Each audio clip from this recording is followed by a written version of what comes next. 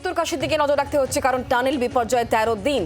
অন্ধকার সুড়ঙ্গে আসার আলো সবকিছু ঠিকঠাক থাকলে উত্তরকাশী টানেলের সামনে থেকেই বের করে আনা সম্ভব হবে শ্রমিকদের। তবে ওপর থেকে খোঁড়ার কাজ শুরু হয়েছে, উদ্ধারকারী দলের তরফ থেকে আশ্বাস দেওয়া হয়েছে আর কিছু সময়ের অপেক্ষা, আর তারপরেই এই 41 জনকে বের করে আনা যাবে। ধ্বংসস্তূপের মধ্যে পাইপ বসানোর কাজ প্রায় শেষ।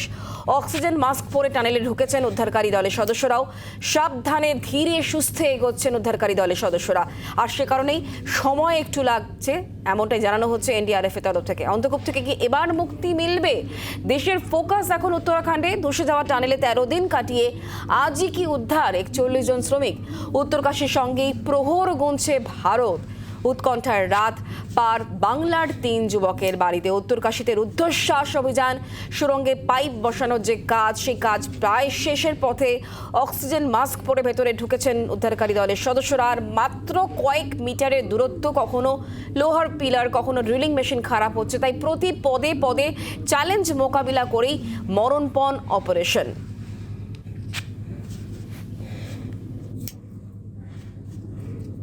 अगर कोई व्यवधान नहीं आता है, डिस्टेंस अब कम है, लेकिन इसके बावजूद चैलेंजेस जो है वो बीच में ज़रूर आते हैं, क्योंकि ये यहाँ पर टनल का निर्माण कार्य चल रहा था, तो लोहे की कोई चीज़ आती है तो उससे दिक्कत आती है। तो कोई व्यवधान नहीं आता तो जाहिर सी बात है कि आज शाम तक कोई बड़ा ब्रेक थ्रू मिल जाएगा और वो खुशखबरी भी मिल सकती है।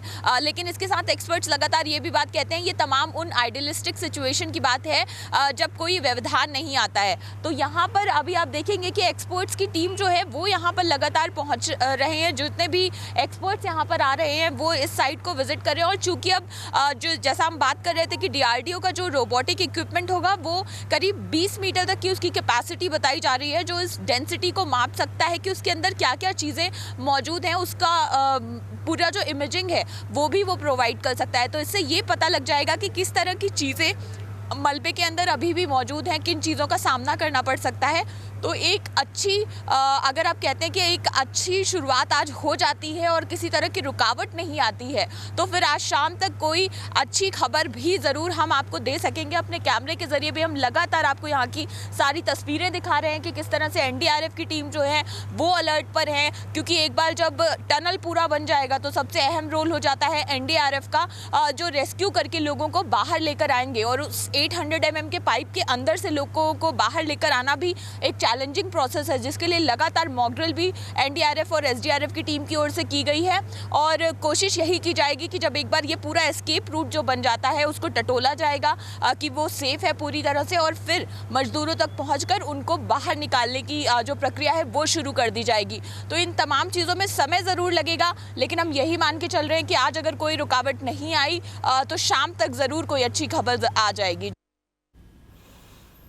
রাতে অগা ড্রিলিং মেশিন খারাপ হওয়ার কারণে সাময়িক ছেদ পড়েছে যে অভিযান চালানো হচ্ছে এনডিআরএফ টিমের তরফ থেকে। মেশিন সরিয়ে ফের মরণপণ অভিযানের তোড়জোড়ও শুরু হয়েছে।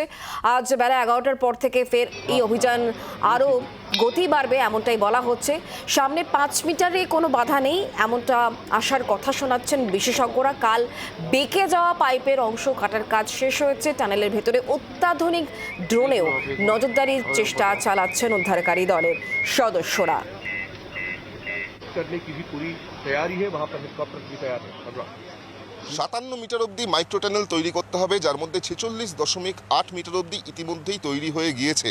এবং যেটা উদ্ধারকারী দলের তরফ থেকে জানানো হচ্ছে যে গ্রাউন্ড পেনিট্রেশন অ্যানালিসিস টেস্ট করে তারা জানতে পারছেন যে এই আগামী 5 মিটার অর্থাৎ এই 46.8 মিটার থেকে আগামী 5 মিটার অবধি কোনো অবস্ট্রাকশন বা মেটালিক অবস্ট্রাকশন সে অর্থে কিন্তু নেই। এবং বাকি যে দুটি পাইপ বসানোর রয়েছে এই 57 metre tunnel micro tunnel complete করার জন্য, তাও কিন্তু তারা বসিয়ে ফেলতে পারবেন এমনটাই তারা আশাবাদী। তার অন্যতম কারণ হিসেবে গতকাল দেখা গিয়েছিল যে অগার মেশিন দিয়ে ড্রিলিং করা হচ্ছিল সেই অগার মেশিন কিন্তু মেটালিক অবস্ট্রাকশন বা লোহার তার বা লোহার জালে তা কিন্তু বিঘ্নিত হয়ে যায়, তার কিন্তু সমস্যা দেখা গিয়েছিল।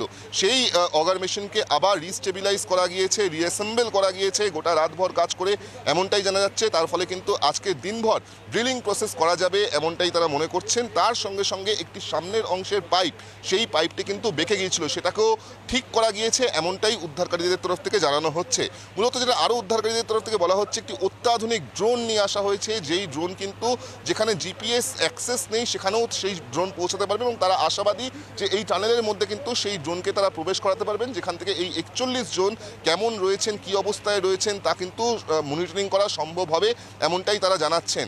এর পাশাপাশি যেটা উদ্ধারকারীদের তরফ থেকে বলা হচ্ছে, তারা আশাবাদী যে আজকের মধ্যে এই উদ্ধার কাজ তারা সম্পন্ন করতে পারেন যদি এই ড্রিলিং প্রসেস সম্পন্ন হয়। বিশেষ করে এই 57 মিটারের যে মাইক্রো টানেল, সেই মাইক্রো টানেলকে কিন্তু তৈরি করতে হবে, যার ফলে তারা মনে করছেন যে যারা এনডিআরএফের জওয়ান তারা প্রস্তুত রয়েছেন, এয়ার অ্যাম্বুলেন্স প্রস্তুত রাখা হয়েছে, যেই ট্রলিতে করে একে একে নিয়ে আসা হবে বা বের করা হবে এই পাইপ থেকে, সেই ট্রলিও কিন্তু প্রস্তুত রাখা হয়েছে। কিন্তু সবথেকে বড় চ্যালেঞ্জ হলো যে শেষের দিকে এই বেশ কয়েক মিটার তাদেরকে এই মাইক্রো টানেল তৈরি করতে হবে, যা সম্পূর্ণ তারা করতে পারবেন এমনটাই কিন্তু উদ্ধারকারীরা মনে করছেন। জি 24 ঘন্টার জন্য বিক্রম দাস, উত্তরাখণ্ড।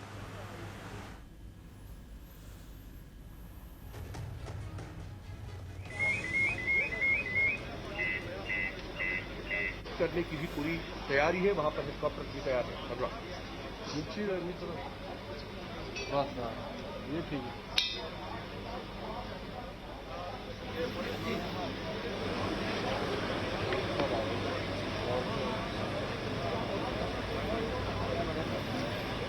देख लो आप एक बार और ऊपर 41 জন যারা আটকে পড়েছিলেন তাদেরকে যত তাড়াতাড়ি উদ্ধার করা যায় সেই প্রচেষ্টা এই মুহূর্তে করা হচ্ছে এবং এনডিআরএফ এর টিমের তরফ থেকে বলা হচ্ছে আর কিছু সময়ের পরই উদ্ধার করা সম্ভব হবে, কারণ মাঝে মধ্যেই বিভিন্ন রকমের যে হার্ডলস সেগুলো পেরোতে হচ্ছে, তাই সময় খানিকটা বেশি লাগছে।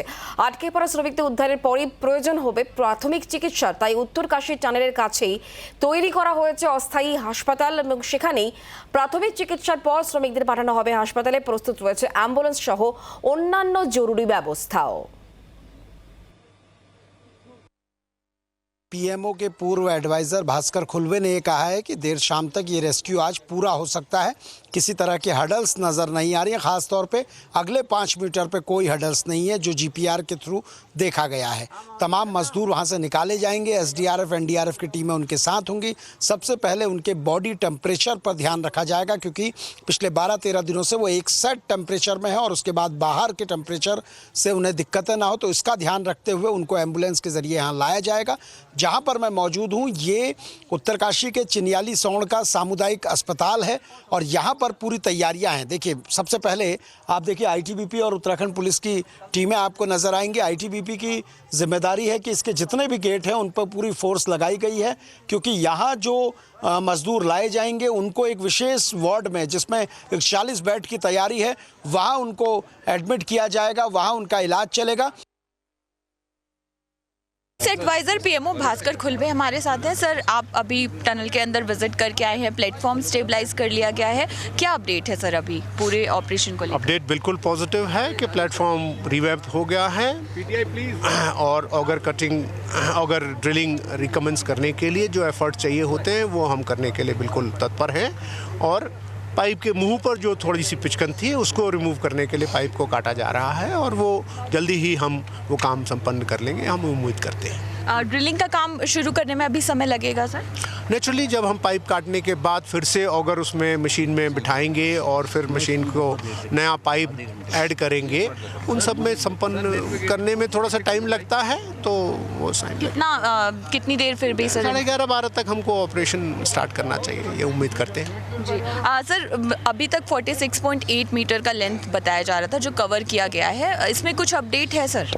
नहीं, देखिए, अगर हम पाइप के मुंह को काटेंगे तो फिर नेचुरली लेंथ तो हमारी कम हो जाएगी। अगर हमें 1.5 मीटर से 2 मीटर काटना है तो वो लेंथ फिर घटा दीजिए जी। सर, जो डीआरडीओ के इक्विपमेंट के जरिए डेंसिटी चेक की जा रही थी उसमें क्या? डीआरडीओ के बजाय वो पार्सन्स करके संस्था है, उनकी ग्राउंड पेनिट्रेशन रडार की जो स्टडी है उसका हमने सहायता लिया है और उससे ये पाया है कि अगले 5 मीटर तक अभी टनल माउथ जहाँ पर हम हैं कोई मेटेलिक ऑब्स्ट्रक्शन हमारे को बाधा करने के लिए वहाँ पर नहीं है। अगर कोई ऑब्स्ट्रक्शन नहीं है तो सर जल्द अच्छा रिजल्ट भी एक्सपेक्ट कर सकते हैं? कितना टाइम और कितनी दूरी बाकी है? दूरी तो 12 से 14 मीटर बाकी है और अगर कोई ऑब्स्ट्रक्शन नहीं है तो हम स्मूथली आगे चलेंगे जी। एक आखिरी सवाल सर, अंदर जो लोग मौजूद हैं, जाहिर सी बात है उनसे आप लोग बात तो लगातार कर रहे हैं, वो लोग क्या कह रहे हैं, उनकी ओर से क्या कहा जा रहा है? जब आप उनको अपडेट तो दे ही रहे होंगे कि कितना और रह गया है? हाँ, वो बिल्कुल तैयार हैं हमारी मदद करने के लिए कि उस तरफ से भी अगर हमको कुछ रबल निकालना पड़े तो वो लोग तैयार हैं, उनके पास क्योंकि मशीन्स भी हैं वहाँ पर हम उम्मीद करते हैं कि हमारा एफर्ट उन तक सकुशल पहुंचने में जल्दी कामयाब हो। आज शाम तक सर कामयाबी लग सकती उम्मीद करते हैं। देखिए उम्मीद बिल्कुल जारी है और ऐसे में कोशिश यही है तमाम रेस्क्यू टीम्स की कि जल्द से जल्द इस ऑपरेशन को पूरा किया जाए। हालांकि एक अच्छी बात ये भी है कि जो रोबोटिक इक्विपमेंट जो डेंसिटी मापने के लिए लाया गया था उसके ज़रिए ये पता चला है कि अगले 5 मीटर तक कोई मेटेलिक ऑब्स्ट्रक्शन नहीं है।